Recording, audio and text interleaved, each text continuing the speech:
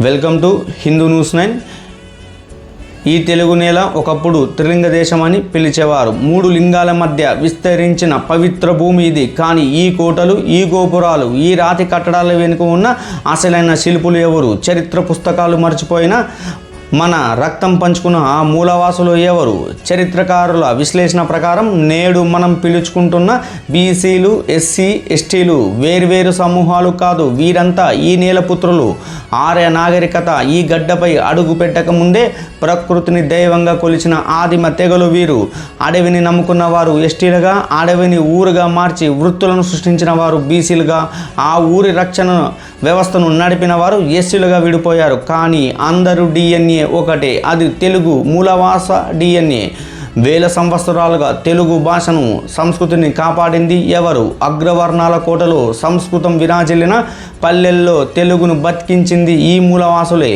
మన జానపద కళలు, ఒగ్గు కథలు, బుర్ర కథలు, జాతరలు ఇవన్నీ ఈ శ్రమజీవుల సృష్టి. నాగలి పట్టిన అన్నం పెట్టింది బీసీలు, ఆ పత్తిని వస్త్రంగా మార్చింది బీసీలు. గ్రామ పొలిమేరల్లో కాపలా ఉండి నాగరికతను రక్షించింది ఎస్సీలు.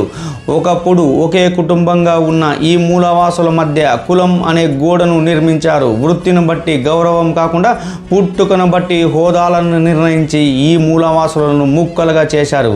ఫలితంగా ఒకే తల్లి బిడ్డలు ఒకరినొకరు తాకలేని స్థితి, ఒకరిపై ఒకరు ఆధిపత్యం చలాయించే స్థితికి నెట్టబడ్డారు. త్రిలింగ దేశపు అసలైన వారసులు తమ సొంత నేల మీదనే పరాయి వారయ్యారు.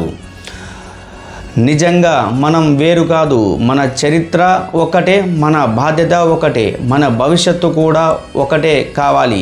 బీసీ, ఎస్సీ, ఎస్టీల ఐక్యత అంటే కేవలం రాజకీయ బలం కాదు, అది వేల సంవత్సరాలుగా తెలుగు వారసత్వపు పునరుద్ధరణ. మన మూలాలను గుర్తిద్దాం, త్రిలింగ దేశపు నిజమైన వారసులుగా గర్విద్దాం.